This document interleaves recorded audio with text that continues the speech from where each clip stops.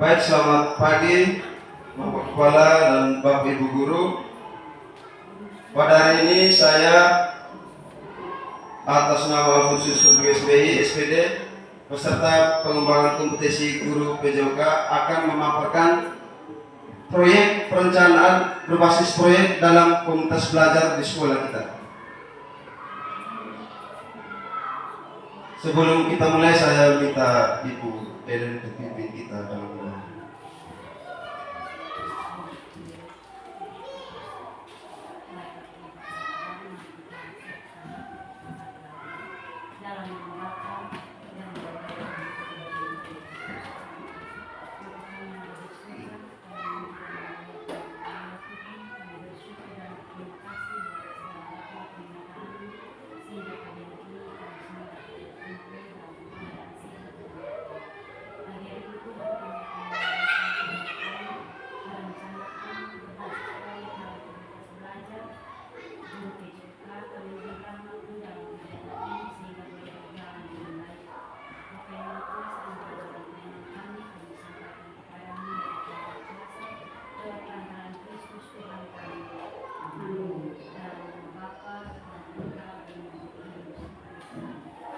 Terima kasih untuk Ibu ya.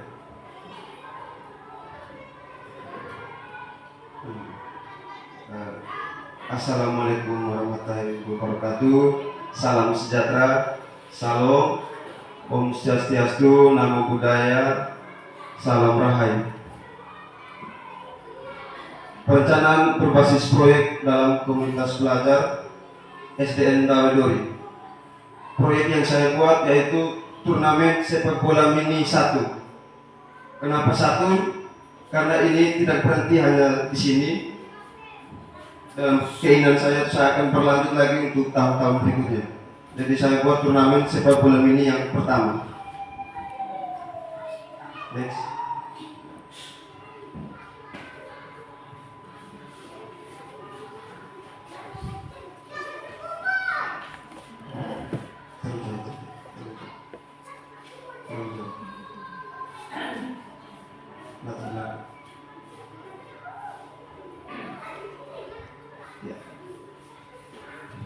Latar belakang program ini memberikan kesempatan bagi peserta didik untuk berpartisipasi aktif dalam kegiatan melalui yang pertama itu ada suara atau voice, forum diskusi dan umpan balik untuk menyampaikan ide. Yang berikut pilihan atau choice, kebebasan memilih posisi dan pengembangan keterampilan. Dan berikut kepemilikan atau ownership, keterlibatan dalam perencanaan acara, meningkatkan rasa tanggung jawab. Peserta didik mengembangkan keterampilan seperti kerjasama, disiplin, dan kepemimpinan, serta membangun jaringan sosial dengan melibatkan orang tua dan komunitas. Program ini juga meningkatkan hubungan antara sekolah dan warga, mempromosikan toleransi, meningkatkan kebugaran jasmani, dan memanfaatkan ruang terbuka. Kalau secara finansial itu ada peluang ekonomi dari penjualan makanan dan peningkatan kunjungan secara selama acara. Berikut. Tujuan dari program ini, Guru PJOK memprioritaskan kebutuhan dan perkembangan peserta didik dengan menciptakan lingkungan yang inklusif dan aman. Guru PJOK juga perlu memperhatikan perbedaan individu, merancang program yang meningkatkan keterampilan fisik, membangun kepercayaan diri dan kerjasama tim. Komunikasi yang efektif dan motivasi positif penting agar peserta didik merasa dihargai dan termotivasi. Dengan pendekatan ini, Guru PJOK berkontribusi dalam membentuk generasi yang sehat, berkarakter kuat, dan memiliki semangat sportivitas yang tinggi. Capaian, langkah-langkah, dan hasil yang diharapkan untuk tiap tujuan. Capaian yang diharapkan yaitu peningkatan keterampilan fisik peserta didik. Yaitu peserta didik dapat melakukan dribbling, karena ini berkaitan dengan sepak bola, maka peserta didik itu dapat meningkatkan keterampilan fisik mereka itu pada dribbling, passing, shooting akurat, dan memiliki stamina yang lebih baik. Capaian kedua, peningkatan kerjasama. Peserta didik dapat bekerja sama, berkomunikasi efektif, dan menghargai peran tim.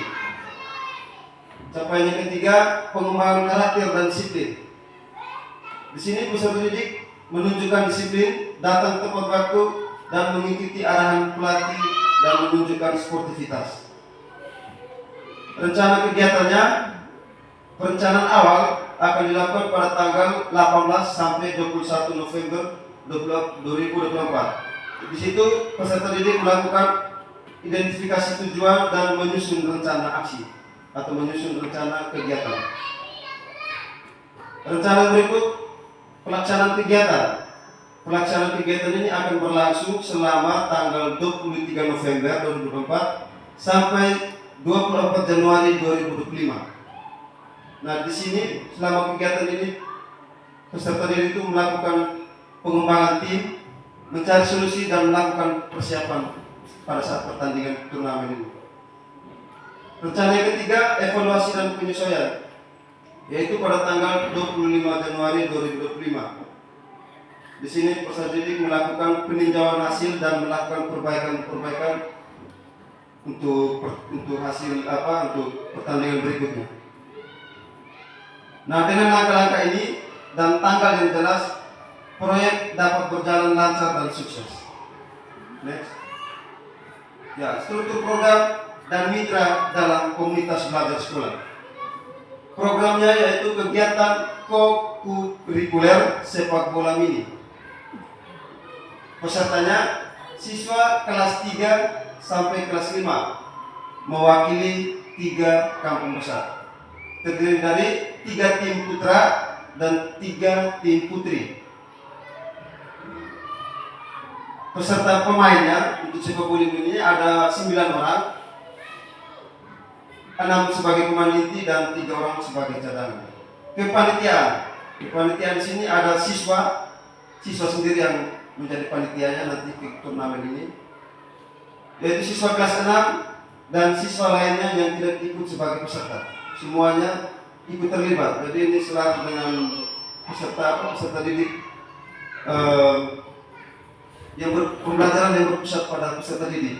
Jadi semua siswa ikut terlibat menjadi peserta maupun menjadi kepanitiaan selama turnamen nanti. Tempatnya lapangan SDN Duri.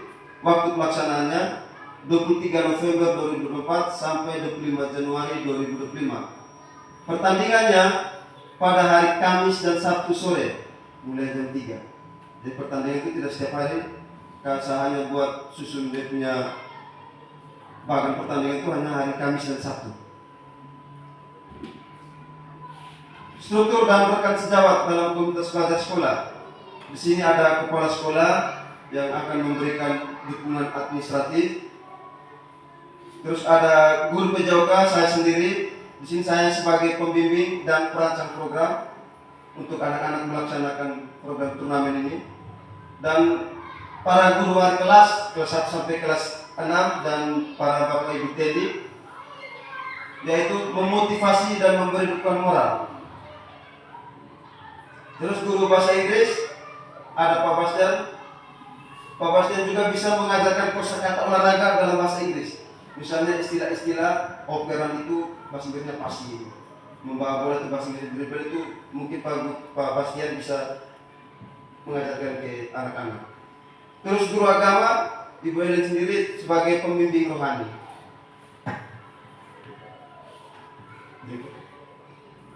Ya. Kapasitas yang dimiliki sekolah.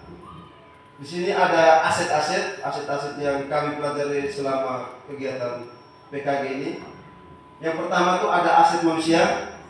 Di situ ada peserta didik, para guru dan orang tua. Terus ada aset politik. Aset politik ini kebijakan dari kepala sekolah. Ada aset budaya, agama. Di sini ada kesehatan mental dan permainan-permainan tradisional. Ada aset fisik, sarana dan prasarana di sekolah. Aset lingkungan dan alam, yaitu aset yang berada di sekitar lingkungan sekolah ini. Dan aset finansial, yaitu tentang keuangan. Ya, sampai di rencana evaluasi.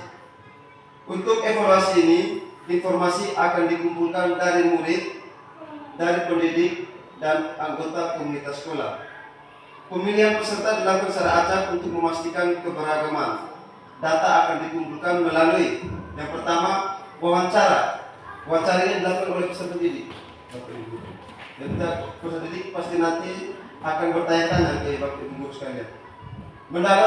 Wawancara mendalam dengan pendidik dan anggota komunitas belajar untuk mendapatkan wawasan tentang program. Mungkin peserta didik yang belum mengerti tentang turnamen nanti pasti mereka akan datang ke Bapak Ibu guru dan bertanya. Dan disitulah peran Bapak Ibu guru membimbing mereka. Contohnya misalnya nanti saat menjadi MC sepak bola, misalnya pemandu acara sepak bola itu nanti pasti mereka akan datang ke ibu guru yang bahasa Indonesia biasanya. Yang bisa berbahasa Indonesia, mereka tanya kata-kata apa yang pantas untuk saat mereka melakukan MC atau memandu acara dalam permainan sepak bola. Dan atau juga mungkin dengan Pak Bastian mungkin bisa dengan ini wawasan tentang sepak bolanya mungkin anak-anak bisa bertanya. Terus yang berikut refleksi murid melalui jurnal atau esai tentang pengalaman mereka, dan observasi ini dilakukan langsung oleh evaluator atau saya sendiri selama pelaksanaan program. Nah, pendekatan ini diharapkan dapat memberikan gambaran jelas untuk perbaikan dan pengembangan program di masa depan. Kemungkinan tantangan. Nah, dalam setiap kegiatan pasti ada tantangan. Di sini saya memaparkan kemungkinannya itu ada dua. Yang pertama, peserta didik kurang aktif dalam pembelajaran proyek. Tantangan yang kedua, kurangnya kreativitas dalam merancang kegiatan. Karena kegiatan ini yang merancang itu nanti mereka. Nanti setelah perencanaan awal tadi tanggal 18 sampai 20 berapa itu, saya dan mereka nanti akan merancang ini turnamen ini bersama dengan mereka. Terus solusi yang pertama itu saya menciptakan lingkungan belajar yang mendukung dengan mengidentifikasi minat peserta didik. Jadi nanti sebelum kami dalam hal melakukan kepanitiaan nanti saya akan membuat panitia itu peserta didik yang memilih mereka nanti akan sebagai apa. Misalnya dalam pertandingan bola kaki itu pasti ada wasit, pelatih, ya, penonton, terus nanti ada yang jual-jualan. Nanti kegiatan selama kepanitiaan itu akan mereka kesempatan mereka untuk memilih. Mereka mau mereka minatnya di bagian mana? Mau wasit atau mau jadi pelatih itu nanti mereka yang pilih sendiri. Terus yang berikut memberikan kesempatan untuk berkolaborasi dan bertukar ide nanti saat kegiatan kepanitiaan, pembentukan kepanitiaan. Menghadirkan sumber inspirasi seperti buku dan kunjungan lapangan. Menggunakan metode pembelajaran kolaboratif di mana peserta didik bekerja dalam kelompok untuk saling berbagi ide dan pandangan, serta menggunakan metode teknik brainstorming, yaitu teknik di mana peserta didik didorong untuk berbagi ide tanpa takut salah.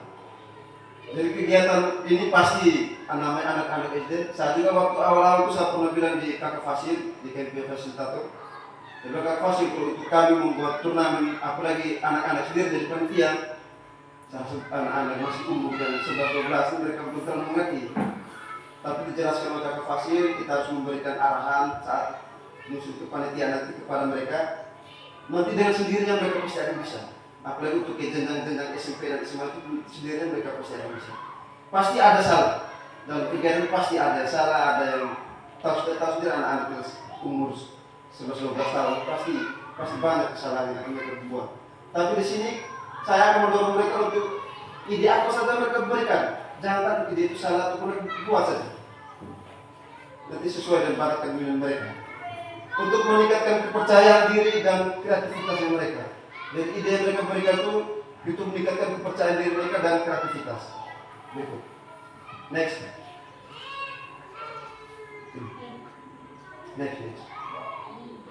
Ya. Jadi baik, siap ini pemaparan program yang saya buat ini. Mungkin ada saran atau kritik dari Mama Kepala, Bapak Ibu Guru, saya bisa beri kesempatan. Dari yang sudah saya paparkan tadi mungkin ada yang masih bingung atau bertanya atau memberi kritik. Maksudnya ada yang mungkin belum mengerti tentang satunya program ini.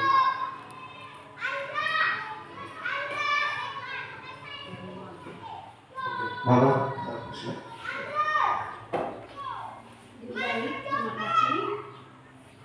Ini program yang sangat bagus. Jadi tadi dalam paparan tadi ini masih kegiatan awal ya, yang pertama. Pasti akan nanti ada kegiatan berkelanjutan. Jadi tadi yang melibatkan semua peserta didik. Apa dalam kegiatan ini melibatkan semua peserta didik dari kelas 1 sampai kelas 6 atau hanya diperuntukkan kelas-kelas tinggi, hanya dari kelas 4 sampai 6.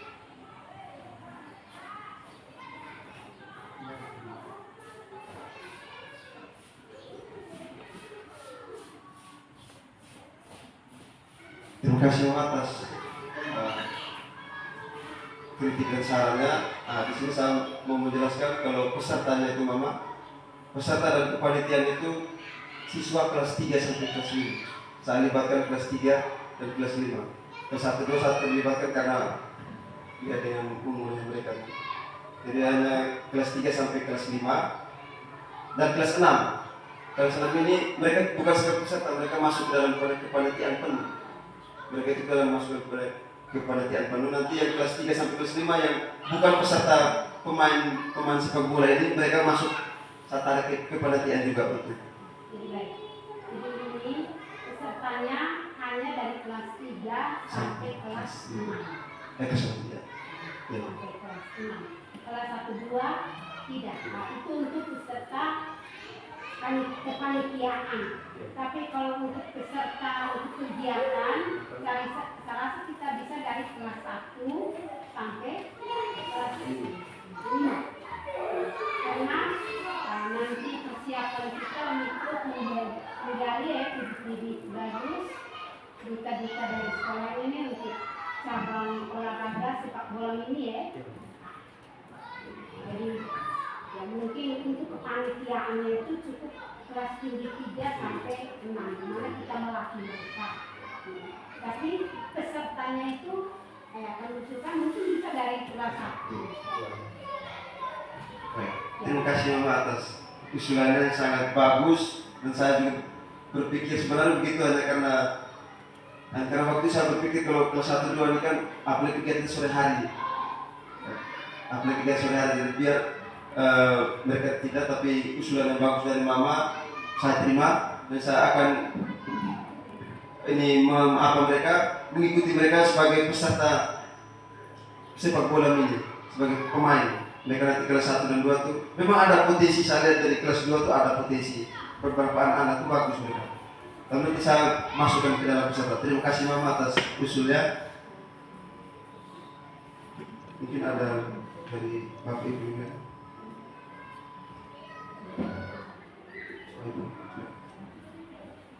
Oke, terima kasih atas waktu dan kesempatan yang diberikan.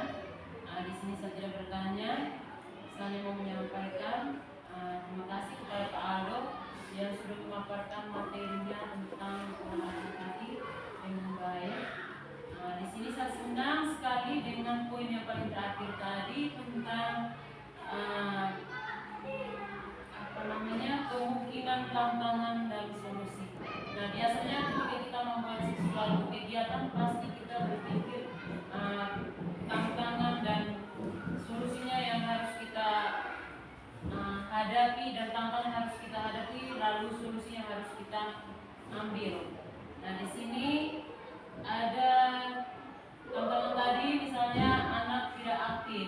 Nah, di sini ada solusi yang sangat bagus dari Pak Guru. Saya senang sekali karena Pak Guru sudah memberikan kesempatan kepada anak untuk memilih dalam kegiatan itu sesuai dengan bakat dan kemampuan mereka. Contoh, dia maunya sebagai kiper. Nah, kita mengikuti mereka karena mungkin pengalaman selama ini itu mungkin kita terlalu memaksa mereka bahwa saya rasa kau tuh bisa, tetapi sebenarnya anak itu tidak bisa, sehingga pada saat kegiatan itu, tantangan itu kita harus terima, dan anak itu tidak mengikuti tidak mengikuti, yang paling pertama tidak hadir untuk mengikuti kegiatan tersebut karena mungkin tidak sesuai dengan apa yang mereka mau. Dan seperti solusi yang Pak Guru ambil tadi, itu saya senang sekali. Memang ke depan memang Pak Guru harus buatnya seperti itu sehingga mereka merasa senang, karena ketika anak itu kalau mereka merasa senang dengan kegiatan itu, apalagi sesuai dengan misinya mereka akan senang sekali dan terus mengikuti.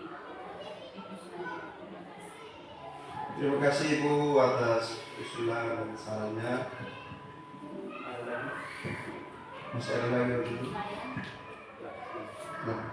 Yang pertama saya bertanya, kalau tadi dari pemaparan Pak Aldo tadi berbicara tentang dalam kegiatan ini ada juga yang berjualan.